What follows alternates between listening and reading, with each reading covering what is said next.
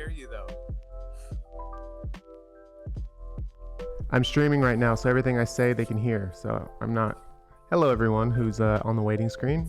We are getting the connection dialed with Shawn from King Cog. Give me a second. I'm gonna have to mute. Okay. All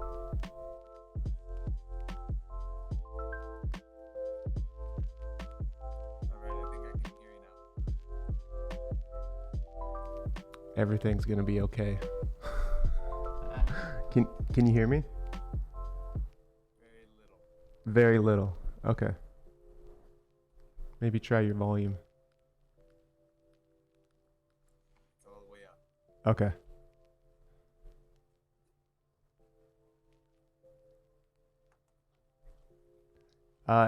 Everything looks good, so I'm going to go into mute and I'll introduce you here in a second.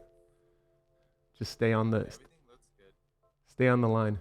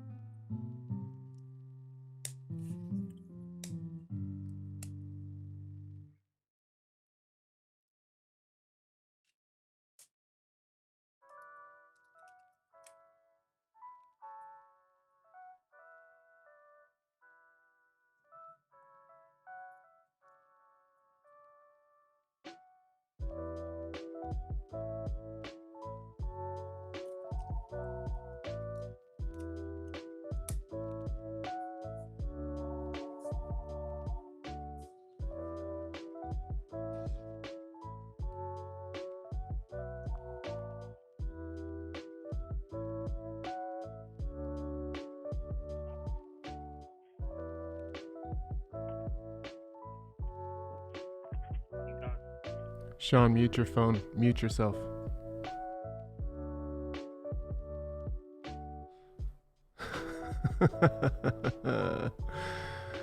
Yo, we are behind the scenes getting this dialed in for you guys. Hopefully you're finding all this audio enjoyable.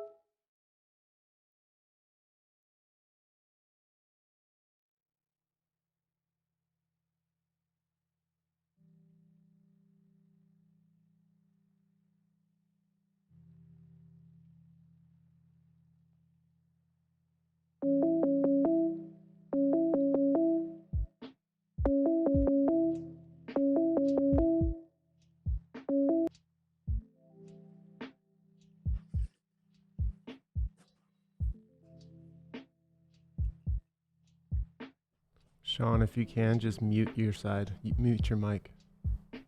Because everyone can hear you on internet land.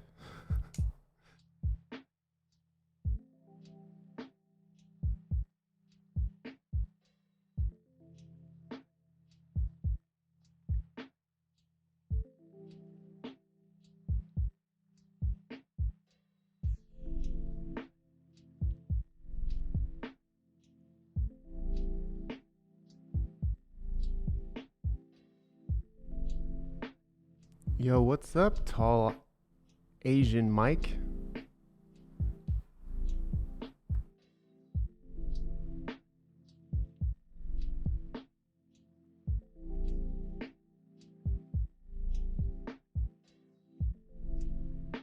Brooklyn Hood, Drift King, Eric Weir, Alexi, Jamie, Destroy All Lines, Alex, Dimitri, Jesse, what up? Good morning. This is an early good morning to everybody. Someone from Indonesia, I believe. Abu.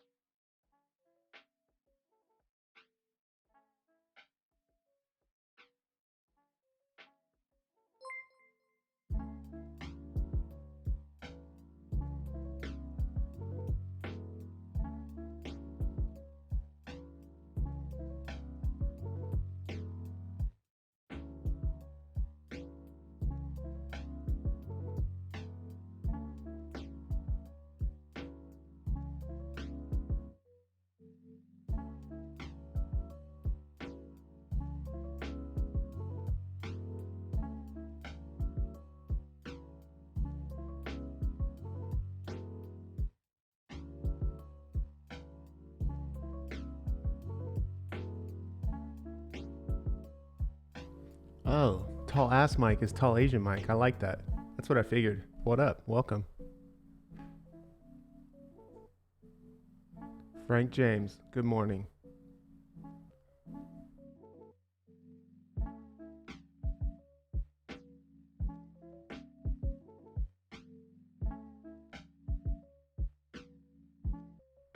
I am on Discord, along with, it's kind of a small group right now. It's just channel members, family, and fanatics and up. But I'm active on some other people's Discord for sure. So.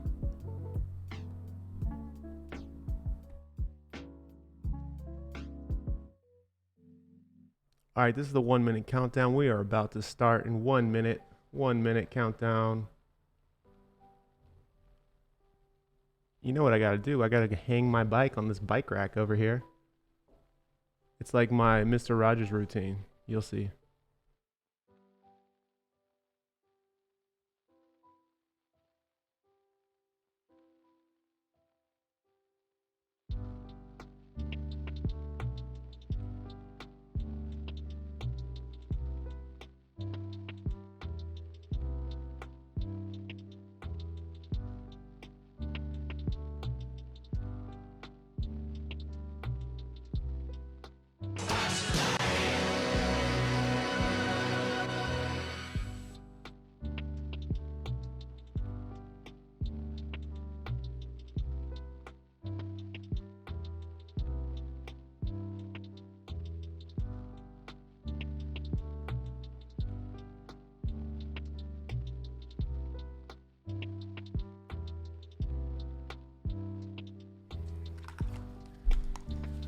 Good morning. Good morning, good morning, good morning. What's up? Welcome to the morning routine. I am Terry Berenson. Look at me, and I'm wearing some cycling clothes today. This is morning routine number 48. We got a special guest, Shawn Wolf from King Cog. Sorry about the timing and the time changes and everything. We had to make it work for Shawn. He's got a business to run, two businesses to run, a kid, a wife, a bike life, you know, a smile, you know, all the good things. This is a good dude, so we'll get to him in a second. But first, wanted to show you the bike back there. Let's get another look at it. Oh man. I'm riding upstate today, so this is number 22 Drifter. It's like a gravel bike. So I'm gonna ride right after we hang out for a little bit. So after the YouTube thing, I'm gonna go on to Twitch and dial the bike in for the ride. I'm gonna go upstate. Planning on doing like 70 plus miles today, so we'll see how that goes. But welcome everybody. I said hello in the chat. We got Harry, Gotta Speed, Brooklyn Hood, Dimitri, Jamie, Destroy All Lines, Drift King, Alex, Alexi, Abu, William. We even got tall ass Mike in here, tall Asian Mike. What's up? Good morning. Welcome. Before we get Shawn on here, I wanted to make a cool little announcement. Those of you who are, I was just talking about Twitch, familiar with Twitch and some of the lingo, there's a streamer out here in, let me turn this music off for a second. There's a streamer out here called Mikey, and he is a Uber food delivery guy, and he's got a pretty big following, especially since everything that's been going on in the world. He's got like 1,000 people watching him deliver food around Manhattan. So I just recently learned about this guy. I've been getting involved in Twitch lately, and a bunch of people were like, "You gotta find this guy, Mikey." Blah blah blah. So I started following him on Twitch, and I saw I saw that he puts his location. So I was like, you know what? I'm gonna make a YouTube video out of this. So I put on my little, you know, my helmet with the camera, and I sprinted out because I knew exactly where it was. He was by the Manhattan Bridge. So I rode across the bridge, the Williamsburg Bridge, went into Manhattan, saw him, and I stream sniped him basically. It's called stream sniping. And I showed up in his stream. And anyways, I got a little video to show you real quick. I just made it out to the city. I'm looking for Mikey, the Twitch streamer. Let's go find him. It's gonna be stream sniping with Terry B on YouTube. Let's find Mikey. I think he's near. I'm listening to his stream right now. He's by the Manhattan Bridge, so we're gonna find him. I could do other delivery apps, but I don't want to because I'm lazy. So this is Mikey's stream. Did you footage. meet Terry yet? No, I did not. I don't think we're gonna meet today. I'm not sure.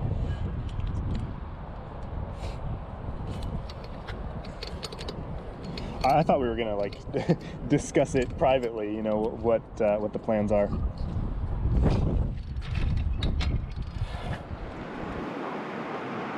So here's my footage. Where is he?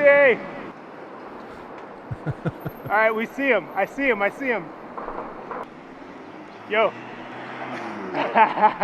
Here, I know you're working right now. Here, and I know it's a little lurky, but That's all right. I thought I sure heard was something, lurky. and I looked there was back. a guy yelling. Yeah. Here, dude. Just want to slap you some of those. Anyways, just want to show you guys that I'm making a full YouTube video. It's gonna be premiering on Sunday. I'm not done editing it, but I just did that yesterday, and I thought it'd be cool to share. So, worlds collide, YouTube and Twitch. Now let's get to the main reason why we're here. We're here to talk to Shawn Wolf of King Cog. So let me introduce. Let's see if we can get him in here. We might have a little bit of issues because we lost connection earlier. So let me see. Give me one more little hotline mashup. That's right. Let's see if he's here. He is not here. That's my stream settings. Look at that.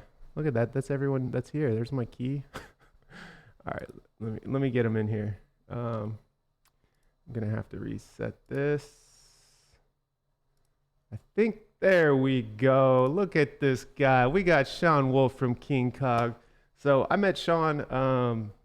Can we hear Shawn? Shawn, can you give us a hello? Unmute. Oh, he's not moving, but we can hear him.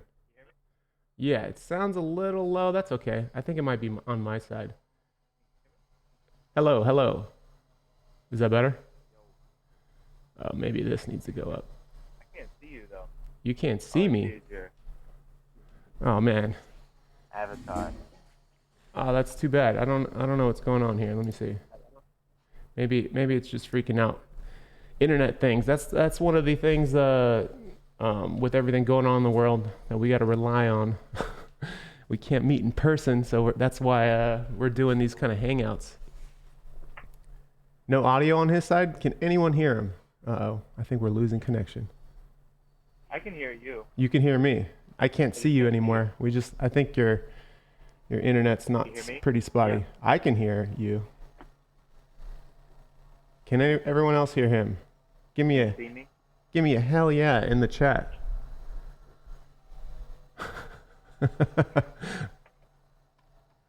Let me see. Audio. Let me make sure everything. Of course, right when we started this, someone started drilling. Welcome to Brooklyn. Let me see. Welcome. Very low audio, but we can hear him. Okay, well, let me just turn this up as loud as I can, I guess. Yo. How about now? It's quiet. How about now? Sounds a little better. It's choppy. Any better? That's all right. The internet's not the best ever. That's okay. Everyone's saying hell yeah, but it's quiet. So we'll just yell a little bit. I think they can hear me just fine. So let's. Okay. So basically, Shawn. I met Shawn. Well, I knew about Shawn from way back in the day. He. I don't know if any of you have ever seen the Peel sessions or what were those videos? Those Bootleg were sessions. bootleg sessions. Bootleg sessions is where I first saw Shawn. He's famous in the fixed gear freestyle before it was called fixed gear freestyle. He was, he was doing tricks on the track bike and doing. Yeah. So I met him. I saw him then, and then when I moved to New York, I met him, and we met up and did a video or two, and he was nice enough to allow me to send my bikes to King Cog because it's expensive to ship your bikes around the country. So I shipped one or two over there, and they built them up for me. So thank you for that. And Shawn, give us a little bit of a introduction to yourself to let everyone know who you are and maybe what King Cog is. Okay. Yeah. Grew up in Indiana, just outside of Indianapolis. Been riding bikes most of my life, and mostly just BMX bikes as a kid. Raced BMX for a little while, and started working in bike shops because I got sick and tired of working in auto body shops, and just felt like it was a much more positive, healthy environment. So I got a job at a bike shop in Indianapolis and was doing some food delivery downtown Indy at the same time, and I did that for 4 or 5 years, and then kind of had to make moves and get out of Indiana, and I decided to move to New York. And when I moved to New York, I had a friend that was working at King Cog and told me he could get me a job, and I showed up, and I got a job 1 day a week at King Cog right when I moved here. And I worked for Gina and Shawn for about 2 years, and I was working for a company called Kinfolk and selling their bikes for them. And then 2013,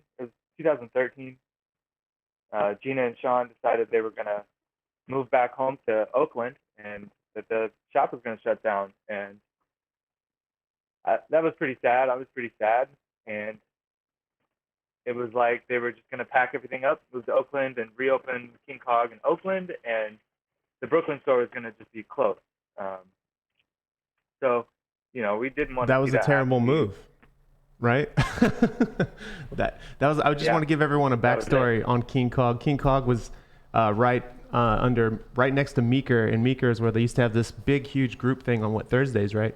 And it was called Peel Sessions, and everyone would it really helped the community. From what I saw, I was in California when this was all going on.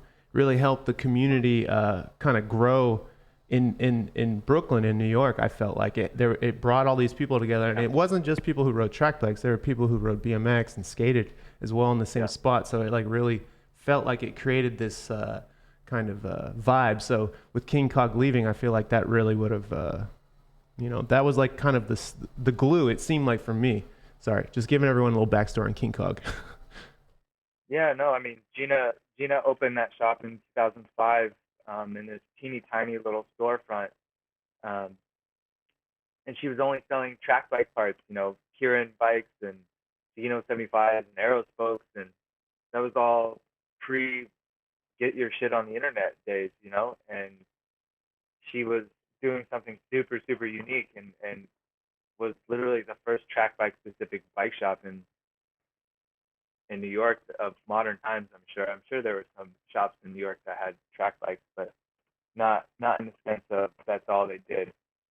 So I came and visited Brooklyn for the first time in like 2007 or eight, I forget, 7 or 8, and visited that shop and met Gina then. At the time, I was just any other track bike kid, just making the New York tour, and me and a couple friends stopped in and hung out for a few minutes. It was so small you couldn't really just hang out. Saw all the stuff that I couldn't afford at the time, and bought a T-shirt, and that was kind of it. Went home and I was throwing alley cats in Indianapolis, and I just cold emailed Gina, like, "Hey, I'm throwing an alley cat. Would you want to sponsor it?" And didn't get a response. Just about a week later, I got a package of some T-shirts and stickers and some caps and stuff to give out at the race, and I was like, "Oh wow, that's cool. She's paying attention. That's rad." And I met her a few times at different NAC championships, and was going to the NAC every year for 7 or 8, 9 years, something like that.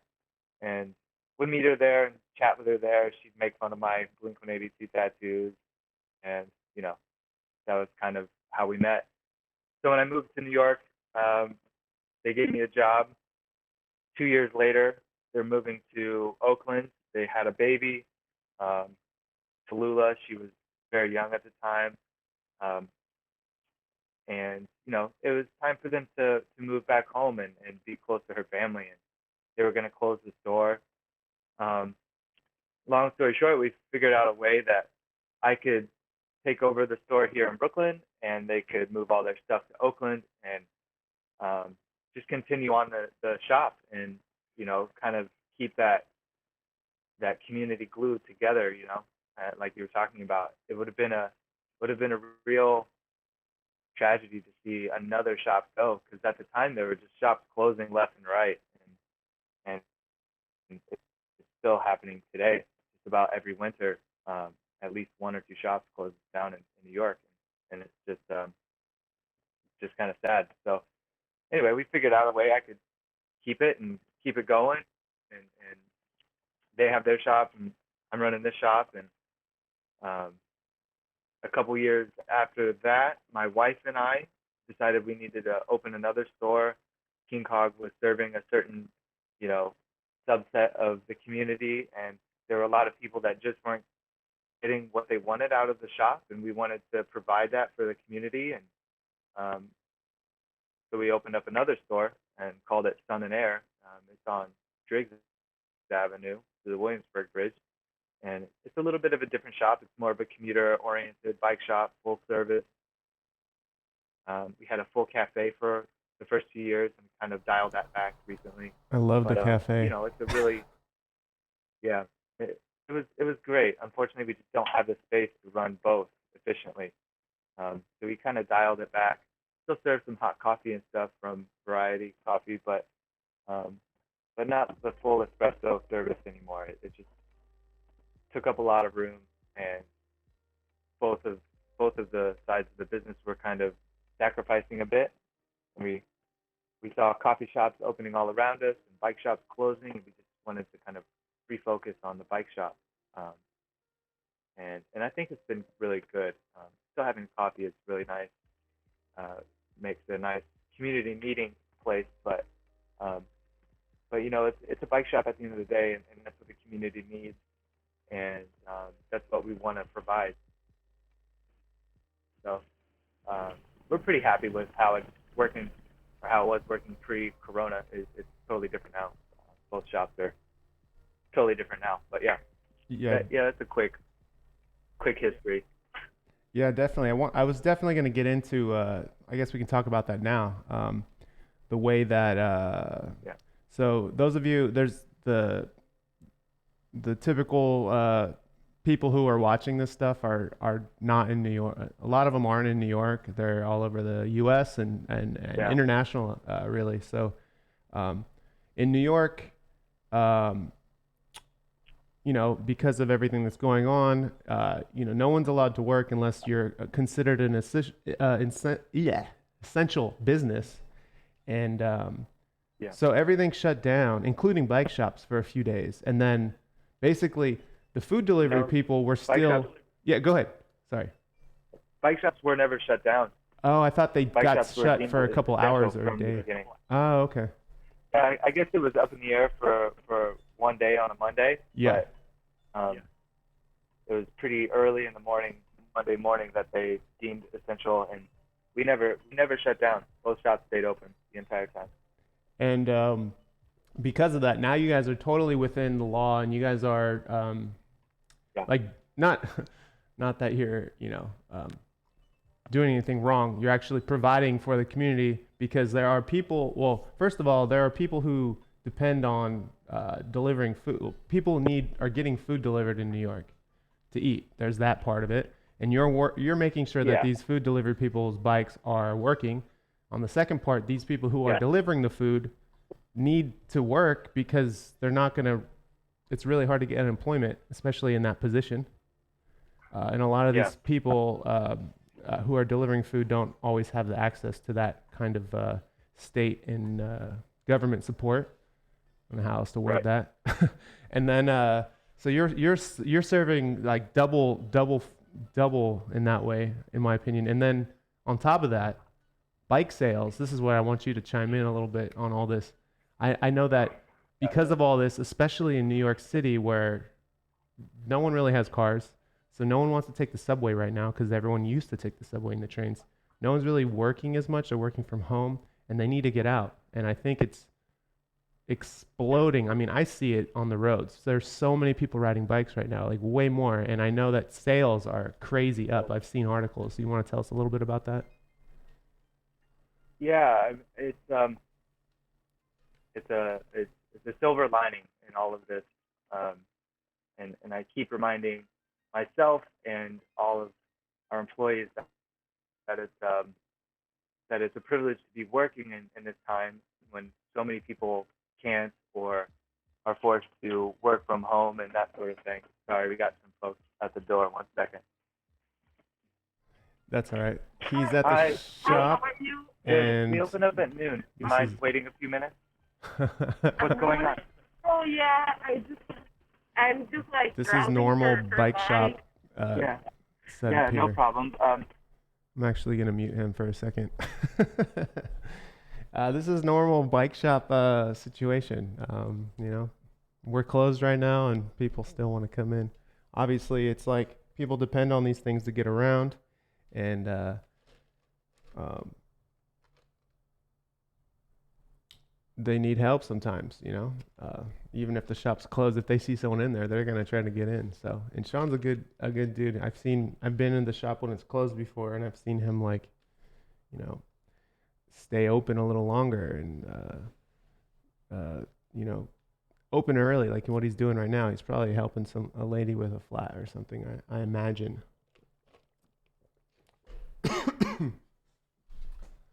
So while he's figuring that out, you guys can talk to me. What's up, everybody? Excuse me. Oh, he's back. Looks like pounding our door down. Oh, hey, it's all good. They see you in the window, that's why. And they're like, oh. Yeah, they're right there. Oh, now the phone's ringing tight.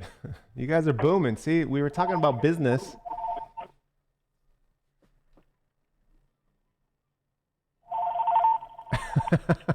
Yeah, we adjusted our hours and stuff, so it's like. Do you normally open at 11? People are used to being able to shop at like 10:30, 11, and Yeah. we part of all of this is that we've been trying to minimize some hours because lower staff and uh, you know just the hours, but yeah, people want bites. It's kind of wild, you know. Yeah. It's always busy this time of year, but with all of this stuff going on, the reduced hours and the reduced staff that we have that can work and are willing to work, it's been a little tough. And it's also crazy because major suppliers, all the major brands are running out of bikes. Even the smaller brands are running out of bikes. Like they had the manufacturing had to shut down a few months ago, and so now we're getting through what initially was supposed to last until June and July, and you know, sorry, someone's at the door. It's all good. What's up, man? We knew this was gonna happen. Yeah. Let me mute him About again. 15 This is just this is what happens. So, thank you guys for your patience. But I don't know if you guys have been to any bike shops in your town or have noticed anything going on similar to this. It's crazy. I went to I rode by King Cog yesterday. I was actually gonna film an intro for this with me riding up to King Cog, but I totally spaced and forgot to enter it in. Oh, he's back. Here he is. And man, I went outside to just like peek in to see if I can see Shawn. I don't know if he was even there at King Cog yesterday, but the line was like like down the street almost. And I was like, I just looked from the bike lane and I was like, nah, I'm good. And I just kind of rode off. Yeah. Unfortunately, that's happened a bunch with just regular customers, and you know we've had to change the way we're letting people in the store. Oh, definitely, yeah. Doing sales and everything, so it takes time, and people end up either waiting in line or you know not having the patience or whatever it is to wait. Yeah. And just take off. Yeah, it's been tough. It's been weird. It's not been like super delightful. That's for sure. You know. Yeah. I know that like going into spaces basically, because in New York, it's not I guess it is technically mandatory to wear a mask. Not everybody's like participating, but to go into King Cog, there's a door, and they only allow like one person or something or two people in, and then there's a table with hand sanitizer and a bunch of things that are like, yo, don't come in here, like, you know. Can you explain the process of that, like how you have it set up, to give people an idea? Yeah. So we shut the door basically, and like you said, there's a table with hand sanitizer. Everyone that walks into the door that wants to shop around, they have to be wearing a mask. They have to sanitize their hands when they come in before they can touch anything. And then everyone else just has to form a line, and we've marked out 6 feet spaces, and you know, not everybody follows that, but we try to enforce it the best we can, and you know, it's not always nice to have to tell people what to do before they can come into your store, and you know, it's a little stressful, and some people take it really well, and they're really appreciative and cooperative. Some people are kind of put off by it, and it's like, you know, we're just trying to be safe. We're trying to, you know, obey for everybody, you know. And most people, like I said, take it really well and are cooperative and appreciative that we're even open and able to help. But yeah, not everybody. So it's a little trying at times, but it's okay. Like I said before, we're lucky to be able to continue to work and provide jobs for our employees and income for everybody, when in a time when a lot of people aren't, and you know, we're lucky in that sense. But you know, as an essential business, we do have to keep in mind just what it means to be helping people, and we can't help everybody, unfortunately, and some people just don't have the time to wait. Um, our regular service turnaround is generally about 48 hours for tune-ups, and now we're 3 or 4 days out, 5 days out for some projects, some of the bigger projects. Someone's at my door now. And most people what's that? Keep going, Oh, yeah. keep going. Someone's at my door now. Go ahead. Yeah, most people are pretty cooperative and understanding, but some people just got to get it done now, so it makes the day-to-day really, really hectic. Just trying to get everybody taken care of. And we are working on some reduced staff. We've hired a lot of new people that are willing to work, but we can only have so many people in this little space, and we're all wearing masks throughout the day normally. Yeah. And it's hot, and you're so sweating. Right now we're a couple hours before we open. Yeah, it's starting to get hot again. So the mask isn't always very comfortable, and you have to yell through the mask because your voice is muffled. So we're just yelling all day, and my voice is getting sore. Yeah. It's weird little side effects of wearing a mask all day. Yeah, you're basically you're breathing a lot of your own like carbon dioxide, like recycled air. Yeah, it's not the best, but you're doing what you have to do to make it work. Yeah. Is it hard to we have some we have some questions from the people back who are watching. Is it harder to find mechanics during this time, maybe due to the demand, because some people don't want to work or just don't want to put themselves at risk? Yeah, absolutely.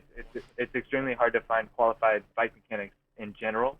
Yeah. But now it's even harder because that some people just don't want to be working in public spaces, and that's understandable.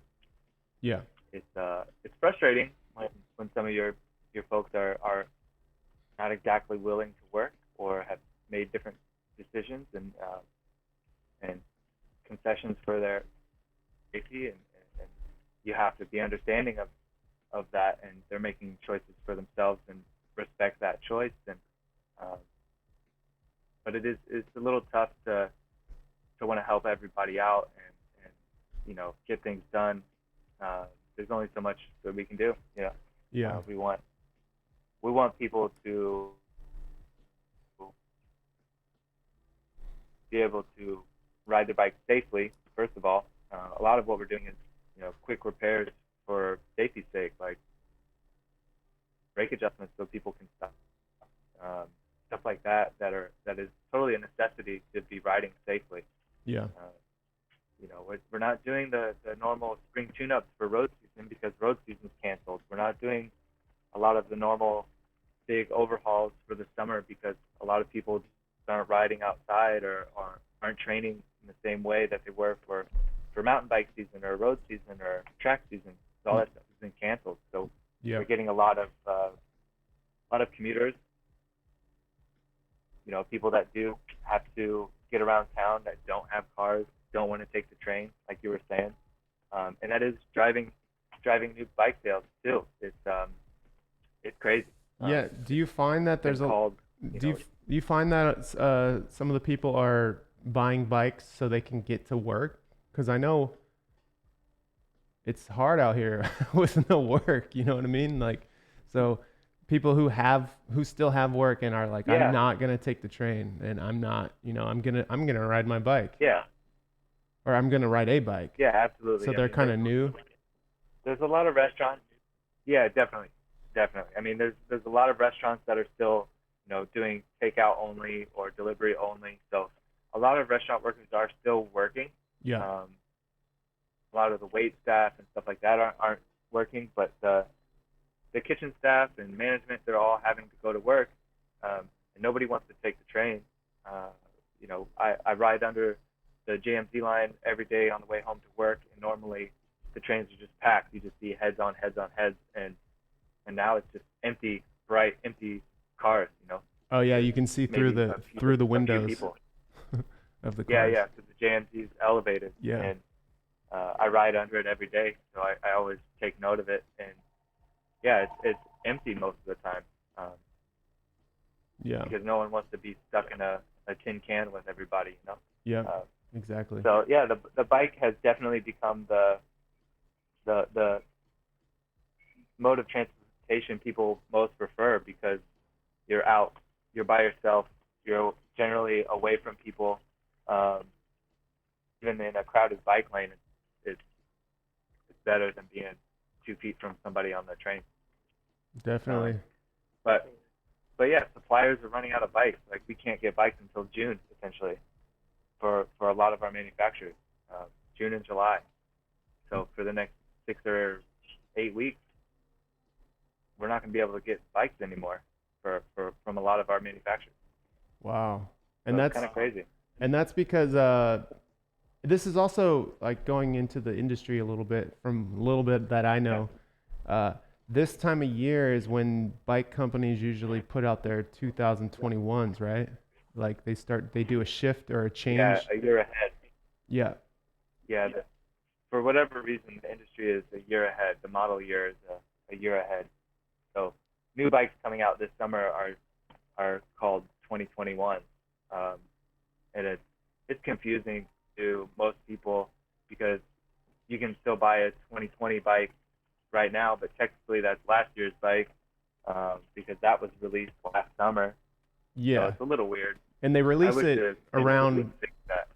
they usually release it in the summer, like you said, and because of everything that happened in the world, starting especially in Asia in December and January. So, they were a little ahead of all this. So that really stopped them from manufacturing. And now that we're being hit over here as a delay, they're just slowly getting back to what they were doing. So there's like a timing thing going on, There's a basically. gap. Yeah. Yeah. And that's what everyone's waiting on. It's the production gap.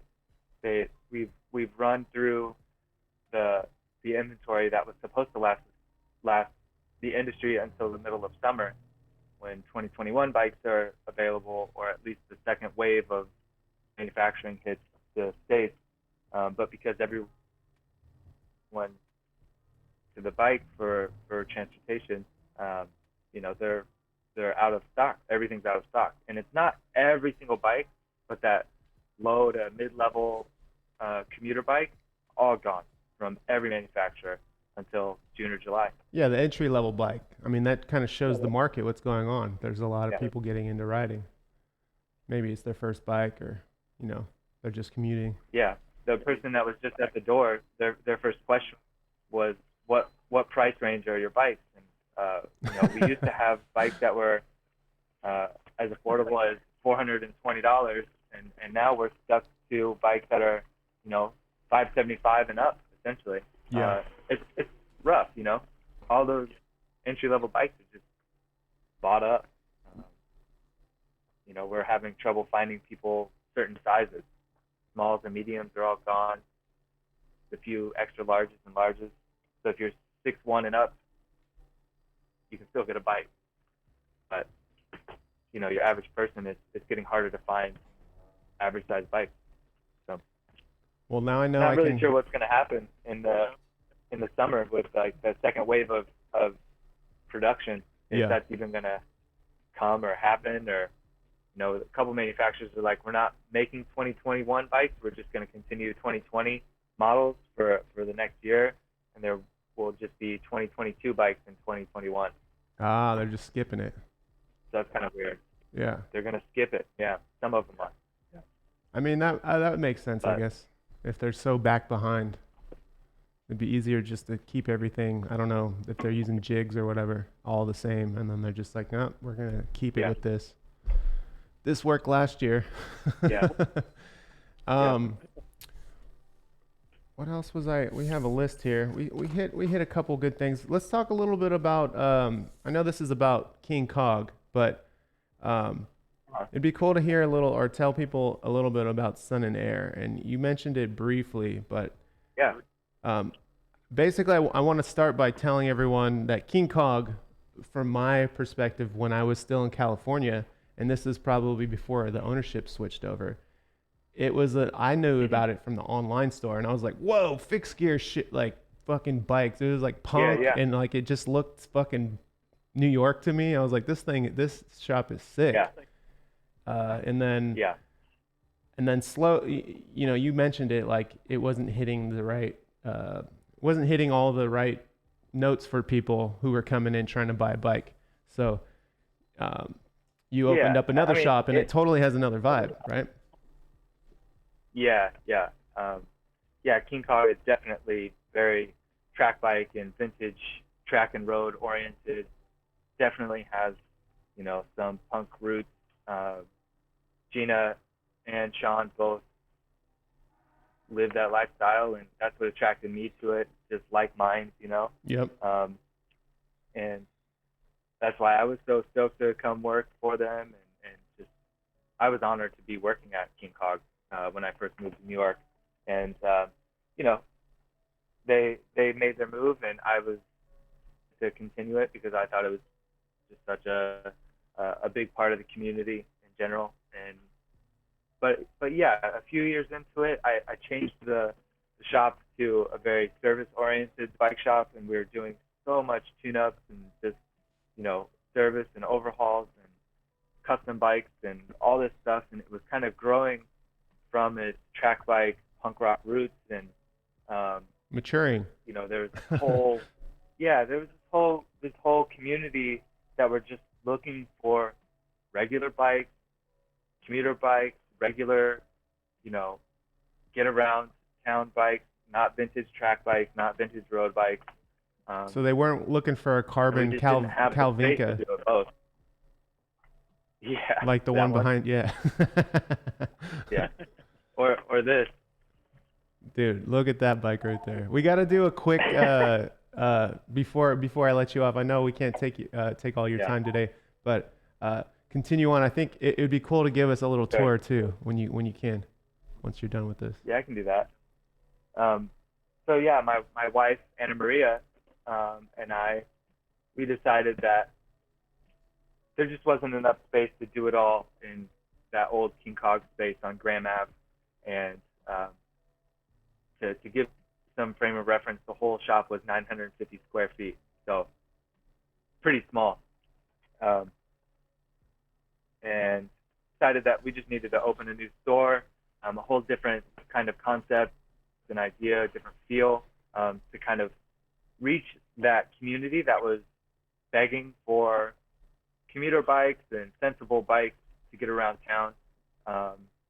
So we opened up Sun and Air. We found the space on Driggs. It was right by the bridge. You know, we built it all out. My friend Keith Garrison, he really helped out build out both shops. Shout out to Keith. He's a good dude. Yeah, he's great. He's one of my best friends here in New York, and you know, the shop wouldn't look as good if it wasn't for him, that's for sure. But he helped us out, rebuild the whole space. It was an old dry cleaner for 48 years. Interesting little tidbit. It was the Diaz family that ran a dry cleaners, and then another Diaz family bought the building and the business, ran the dry cleaner for another 25 years, and then my wife Anna Maria, we took over the lease, and she is a Diaz. No way. So 3 different Diaz families in that building for over 55 years now. Kind of crazy. That's awesome. It's a very Puerto Rican Dominican neighborhood, and that's one thing that we really love about that neighborhood. And we were excited, and they were excited to see the Diaz lineage kind of take over the space. But yeah, we opened it up with a full cafe, full service espresso machine cafe, and bike shop, full service bike shop. And we started selling, you know, commuter bikes and doing flat repairs off the bridge, and just, you know, everything a normal bike shop can do. And you know, it really grew a community of its own, and we do get a lot of cross pollination between the 2 stores, and it's really good. It kind of lets the 2 stores have their own identity and keep their own, you know, kind of focus, and it's been working out really well. You know, New York real estate is extremely tough, and who knows what's going to happen with all of all of the New York real estate in post-Corona or Corona times. You know, we'll see what happens, but you know, it's been working out really well, and I love that shop. It's a great shop, and I'm super proud of my wife for having that vision and kind of putting it into fruition and making it happen. And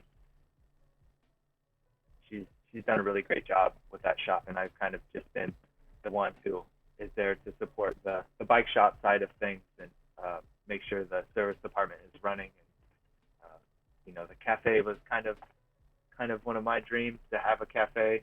I did a lot of cafe work for Kinfolk for a couple of years. The cafe bike shop was definitely something that I wanted to have, and you know, maybe one day, if spaces change, we'll revisit that full cafe, full bike shop, that feel again. But right now, we have to focus on the bike shop. You know, Yeah. it's the number one. So yeah, we dialed back the cafe a little bit, and yeah, it's a great little shop, and a lot of people really like it. And yeah, I couldn't be happier with it.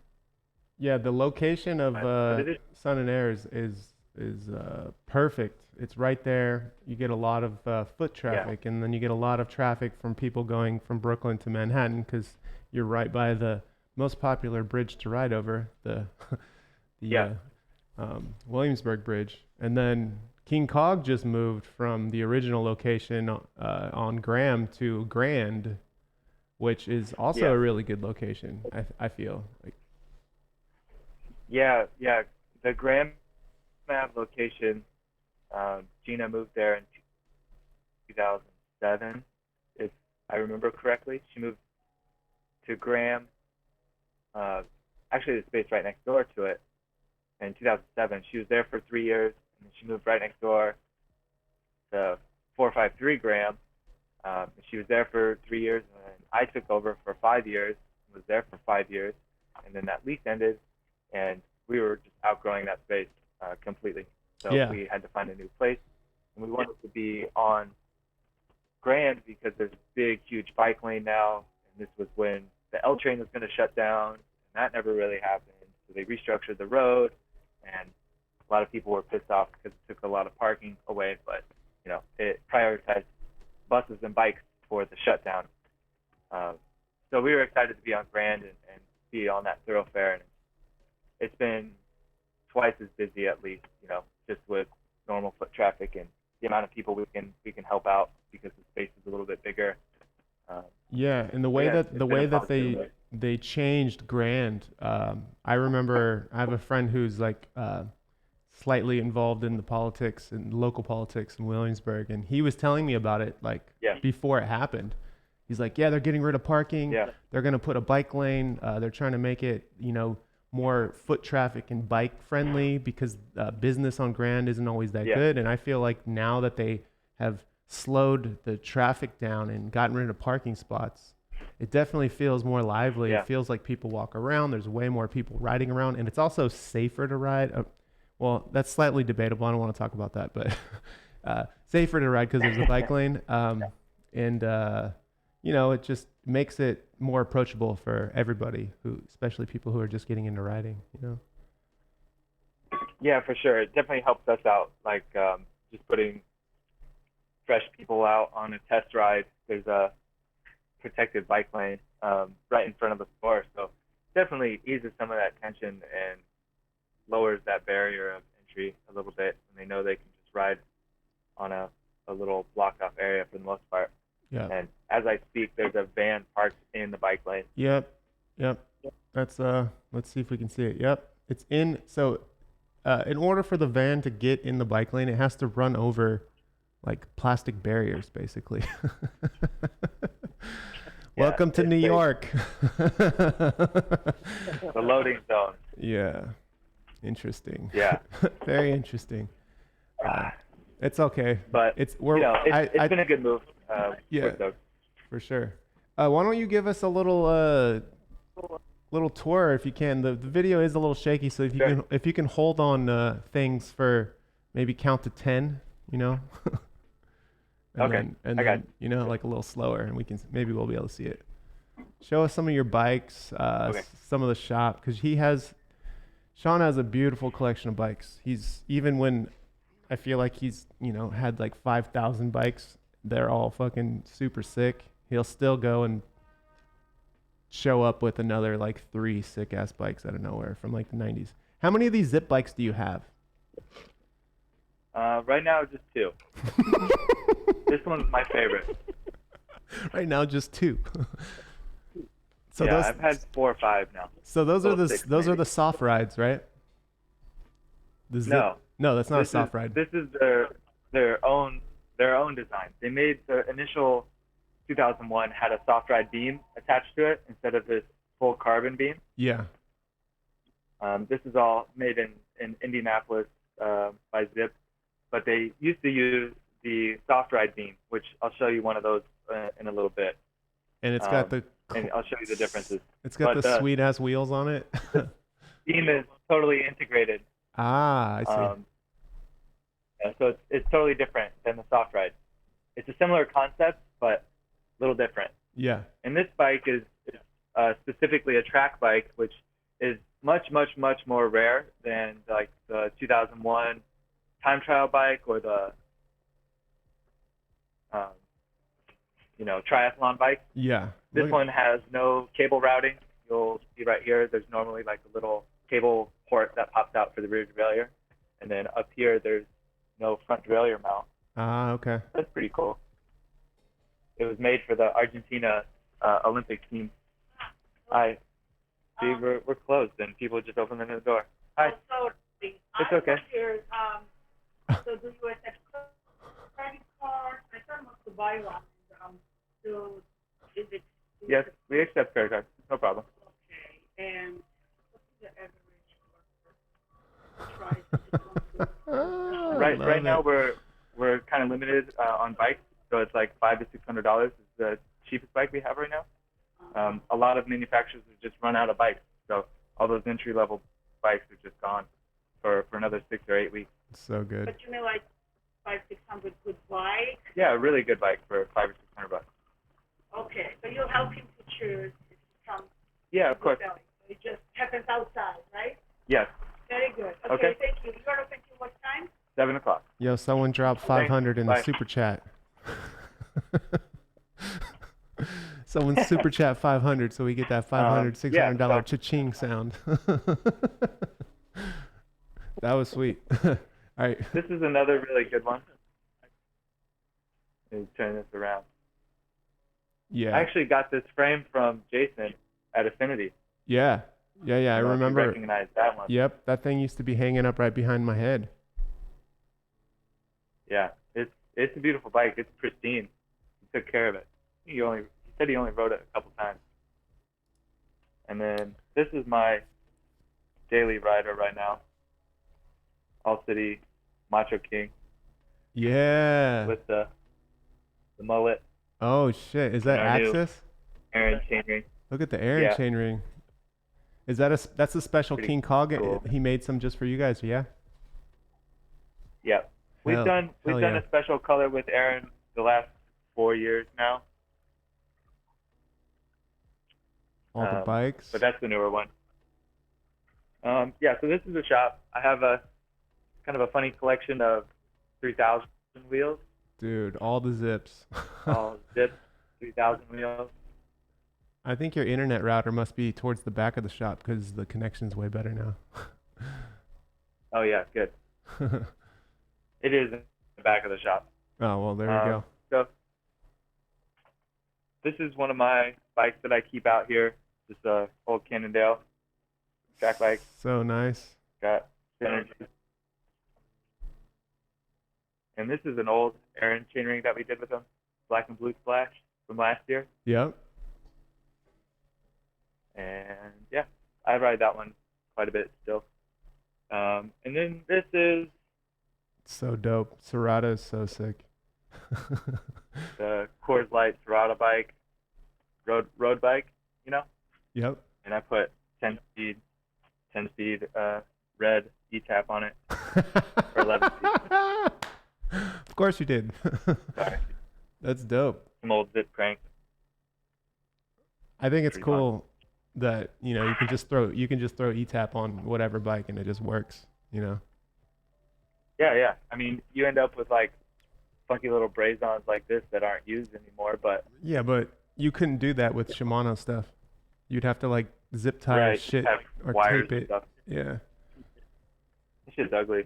it is. I agree. I'm a And SRAM Here's guy. a couple of my bikes. This is a Squid Oh. mountain bike. Oh shit. Fuck off, Johnny. Yeah, that thing's dope.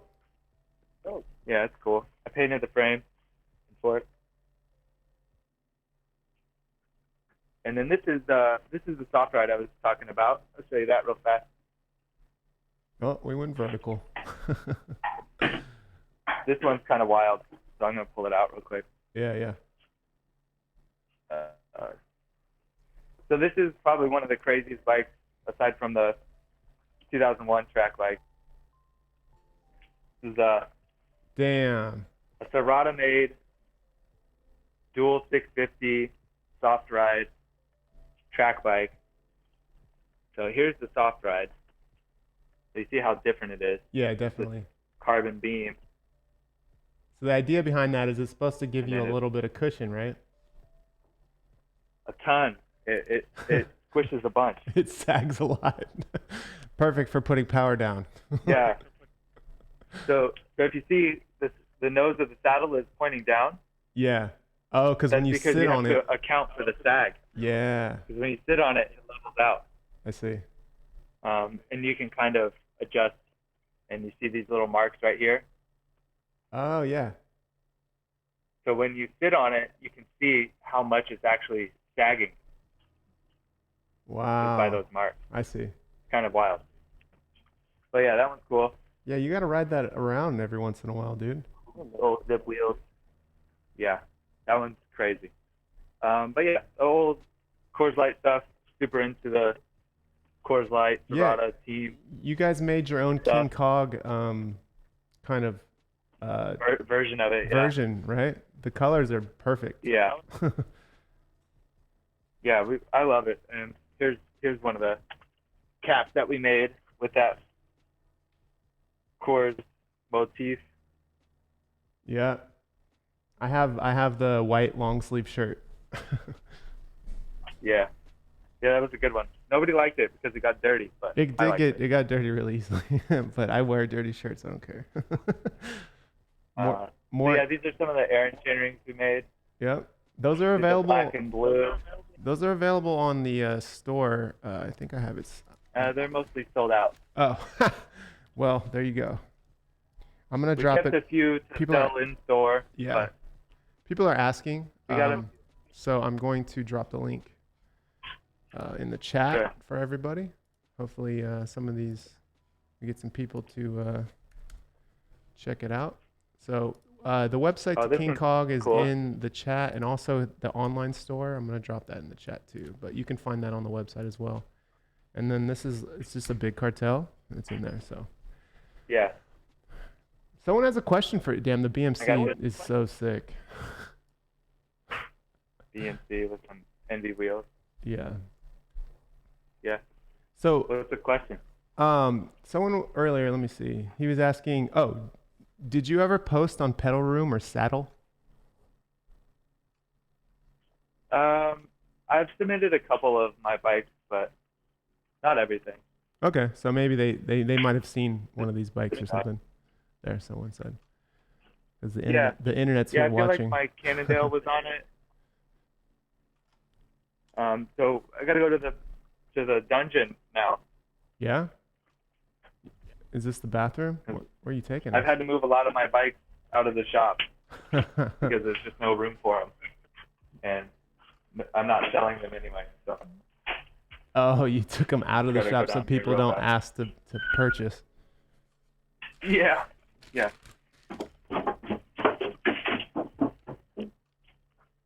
So we're really lucky with this space. We've got like a nice amount of storage here. It's pretty cool. Um, I don't know how well you can see any of this. It's all right. I mean, the connection, it's okay. The connection hasn't been that good the whole down. time, but it's fine. We can hear you, so it's all good. If you just hold the phone a little, Sure. a little longer on stuff, it'll probably register eventually. Okay. Okay.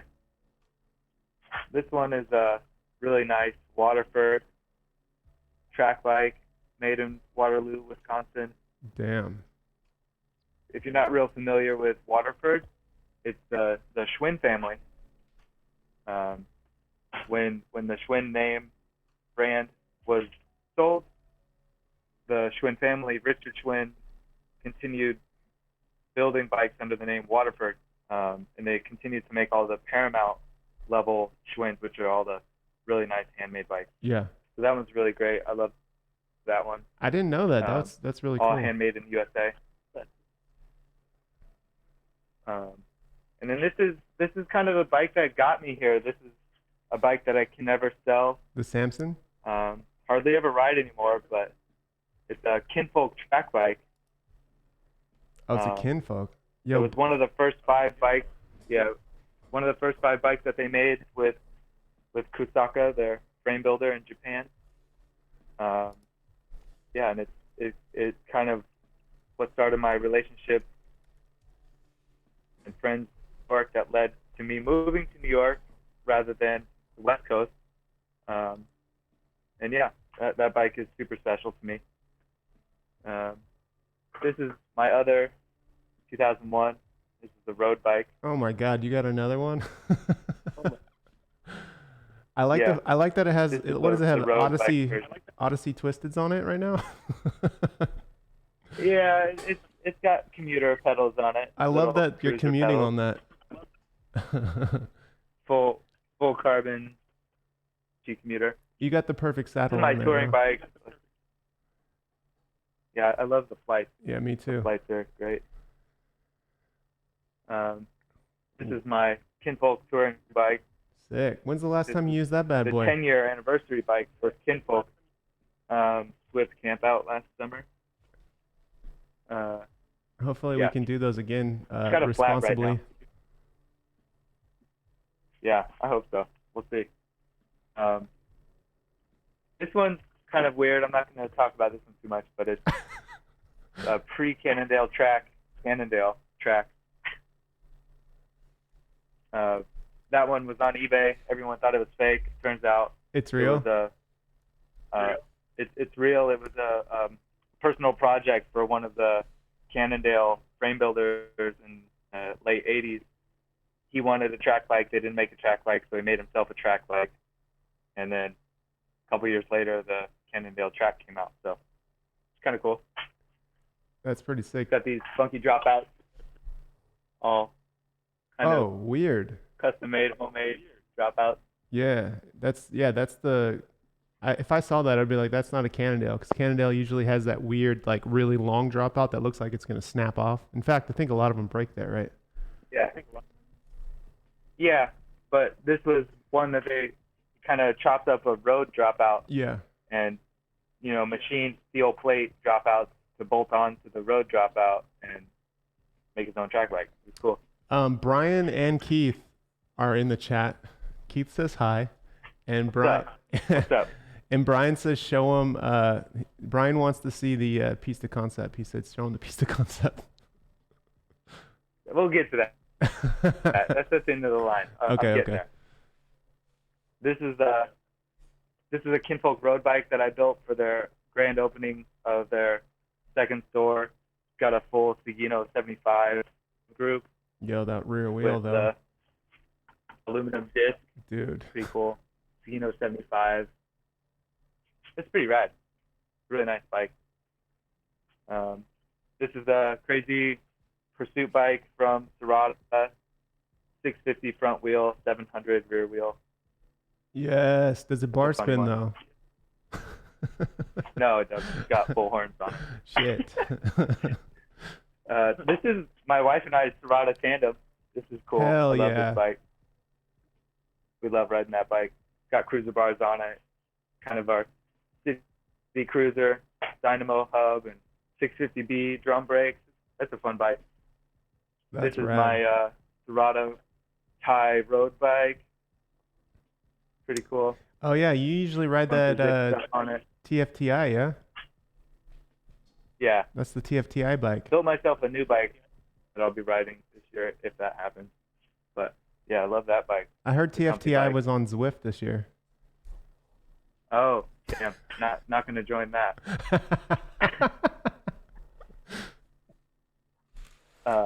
Then I got a V1 Gangster Track, and this is an Icarus, handmade Icarus bike. You know Icarus? I've heard it. Yeah, isn't guy the makes- feather, right? It's got the feather. Yeah, it's got the feather on Yeah. the front. I like that bike a lot. I got that from my friend in the trade, Chris Chu. He's sick. Like that bike. The old cross bike from last year. Jesus, Polo bike. how big is the dungeon? My Play God. polo every now and then. We got a Serato Thai cross bike. Ooh, how many Seratas do you have? I don't know. Jesus, it's awesome. Got the brother bike to that funny bike, the Serato standard track, so 700 front and rear, another 3000 wheel, and disc. Tell us My about friend it because we Chris Lee's can't bike. see it. And then It's like you frozen. might like this one. This is the Gorilla. Oh, I know it. We can't see it right now. Remember this? For some reason, it's frozen, but I know the Gorilla. It's got the down tube that comes around, and you can totally bar spin that thing. Those were made in like Oh, yeah. France or something, right? It was a Italy. French company or something? Italy, Italy, that's right. Italy, and the Choch factory. That's right. They were like, we're going to do some Coach. fixed gear freestyle stuff. Oh, here you go. I can see your face again. Yeah, make it Show us the Gorilla. out of Columbus Life and stuff. Okay. I like the Gorilla. It's a fun bike to ride. What's up, Ed Wonka? Yeah, that's Wonka, baby. Gorilla. I remember when those came Yeah. out. They were expensive for like a bike you're going to thrash on. That's what I remember. Super expensive. I could never afford one. I found that one on Facebook for like $200 for the frame. Oh my God. Got him. Here's Brian Pista. He wants to see so badly. Is that It's his? neglected. Yeah, Oh, back when Brian used to neglected ride, Pista concept. he used to ride Fixie. Look at that. He's got little Yeah. toe clips and straps so he can put his little Vans on. Yeah. Yep. He's so SF. And this is shout out to my friend Mike Lee. You know Mike Lee? Mike Lee, baby. Got a really cool Ken Evans track bike here. Can I leave a couple of my Oh, yeah. bikes there? That's kind of it. What's that? I need to leave some of my bikes there. You need to I need some rent some storage space? Yeah. Yeah, I got you, Pam. No worries. Sweet. I didn't know the basement was so big in there. That's awesome. That's kind of it for now. Yeah. Yeah, the basement's big.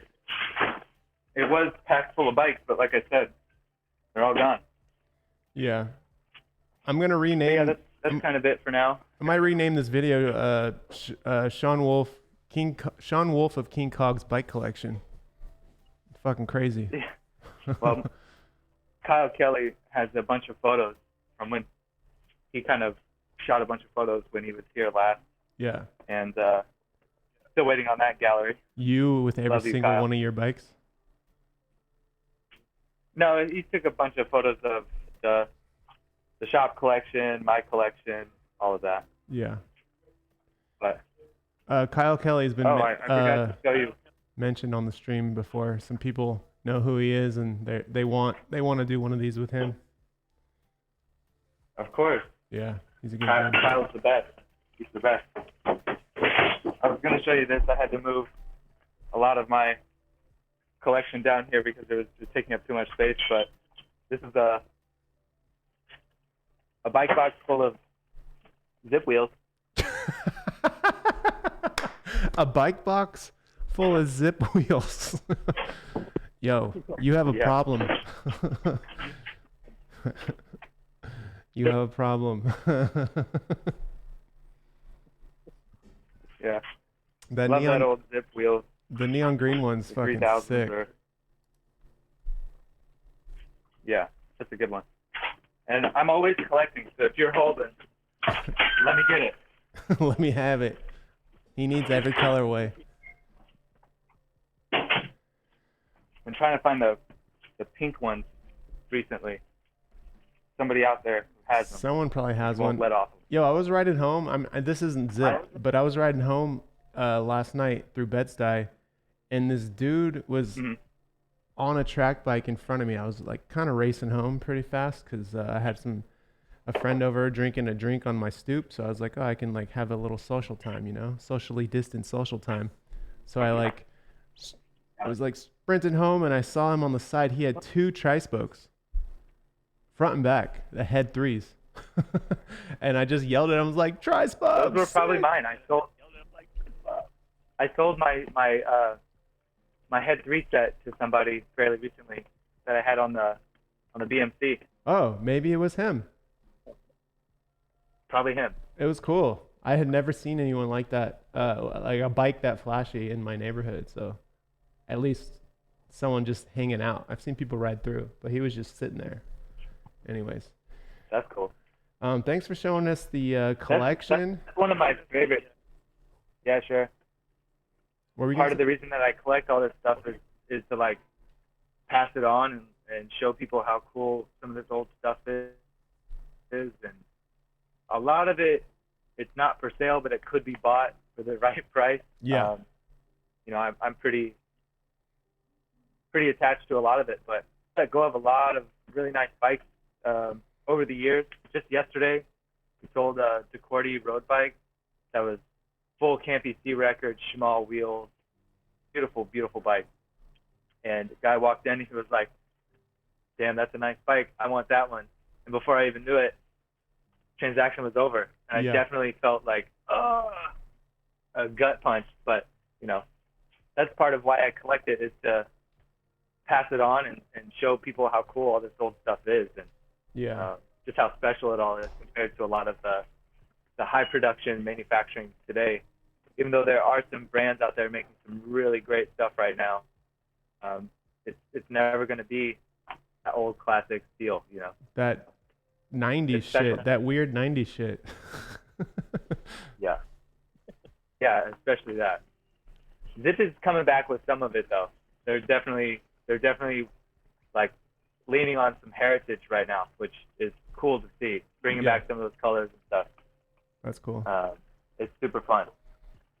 Anna Marie's up in here, and she's saying, I know the truth about your hoarding ways, Shawn. Should have never told your wife this interview was happening.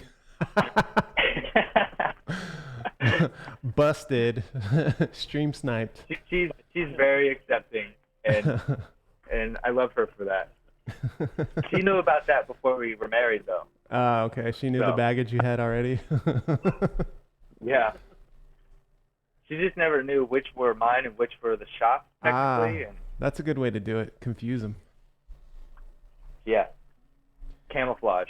Yeah, I have to leave most of my stuff here at the studio, and Jason, who's not my wife or girlfriend, has to deal with me. Yeah. All my house is just like not one bike thing really there. Yeah. That's funny. My girl's had enough of that. But Shawn, thank you for the time. Thank you for showing us. I know you got to get back to it and run a shop. Yep. I'm sure there's a line at the door already.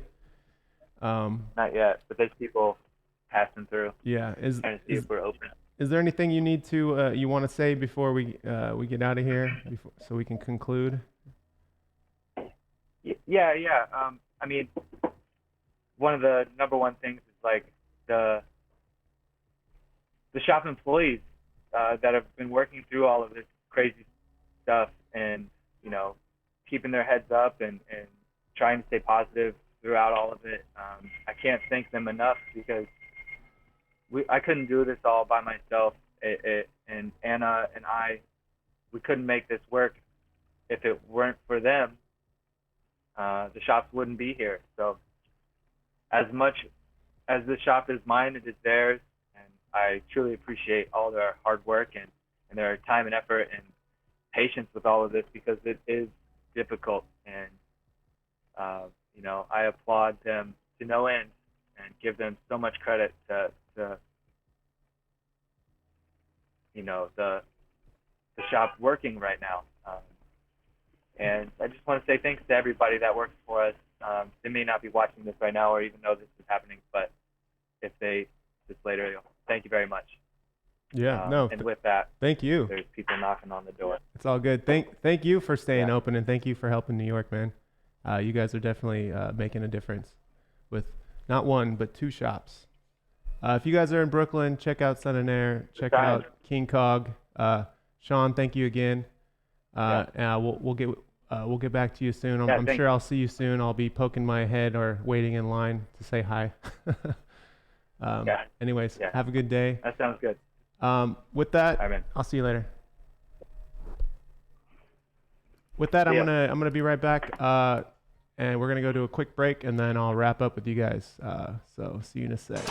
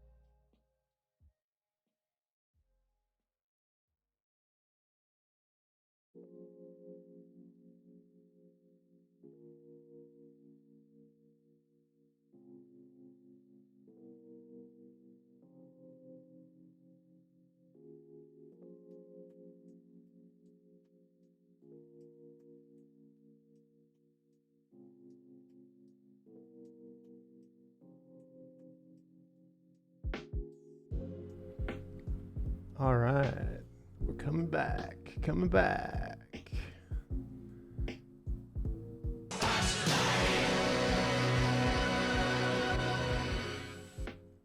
All right, that was Shawn from King Cog, Sun and Air. Hopefully you guys enjoyed hearing a little bit about everything that was going on in New York with the bike shops.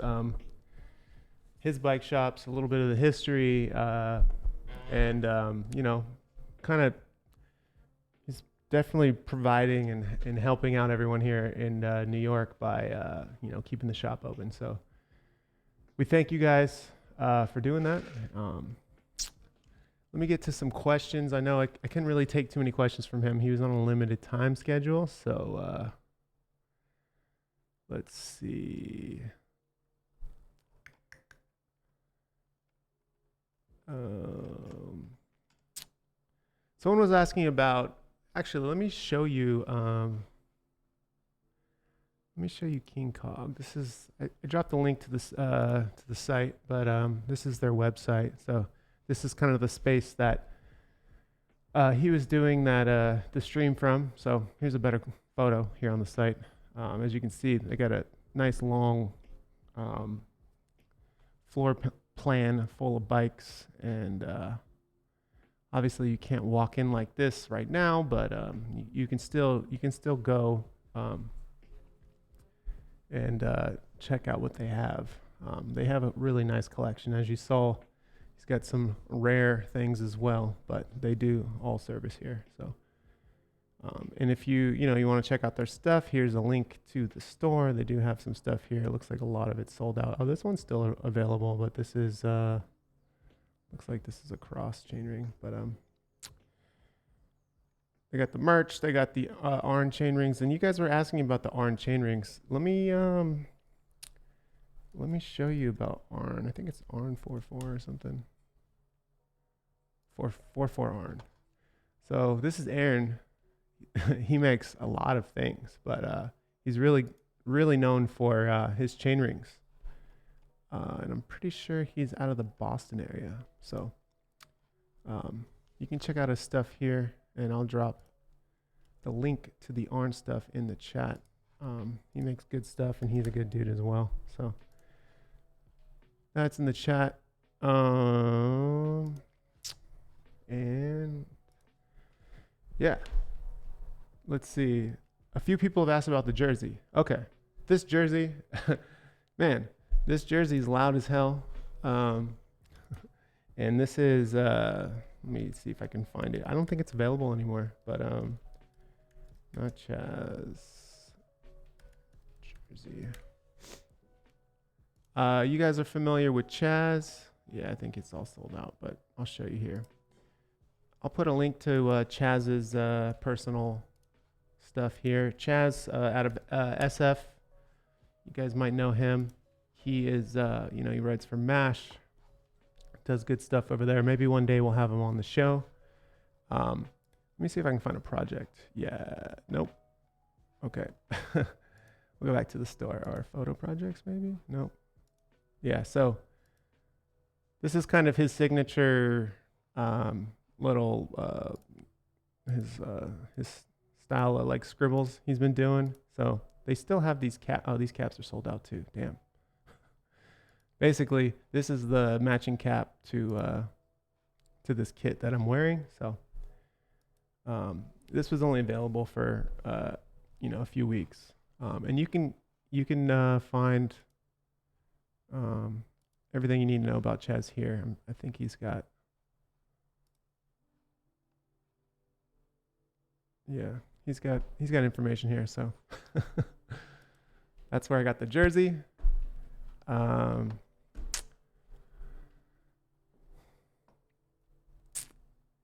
Let's see. The hotline skit works. Yes, I've also lowered the audio so I didn't blow out your eardrums anymore. And I'm using a different software. So I guess this is the time when I'm going to just, wrap it up for you guys and let you know with a quick little, let me see, TV. I'm going over to Twitch now. Just pulling up the link. All right. So I'm about to go on a ride in a sec. I just have to do a couple things on my bike over here, right there. I got to do some stuff on the bike before I go on a ride. It's been a minute since I've rode this bike. It's been like 2 weeks or so, and it's dirty. I need to do a few adjustments. So I'm going to be cleaning the bike and getting it ready for a quick ride. I'm going to go upstate, planning to do 70 or so miles. Going to keep it on the east of the Hudson, riding alone during these times of the distancing, but should be good. It's been a while since I did a solo ride, and a real ride anyways, but I'm going over to Twitch, and that is that's the link where you can find me. So I'll be on in, I guess, give me like 10, 15 minutes. I just got a package, and I think I'm going to talk about this on Twitch. This was someone who banged on the door, dropped a FedEx package. I think I know what that is. I'll talk about it on Twitch. So thank you guys for tuning in. Tomorrow, same time, 11 a.m. So apologize again about the time change on this one. So 11 a.m. tomorrow, you got me, no guests, so you deal with it. What else? What else was I going to say about tomorrow? That's about it. Quick heads up about next week's guest on Morning Routine. We don't have a date yet, so it's either Tuesday or Thursday next week. We got Cooper Ray coming in, so you guys have asked for the man. We're going to get the man in here. Well, not in here, but, you know, online. And get your questions ready for that guy. And I'll see you guys on the next morning routine. So thank you all for the support, all the channel members, all the donations. Appreciate y'all. Love y'all.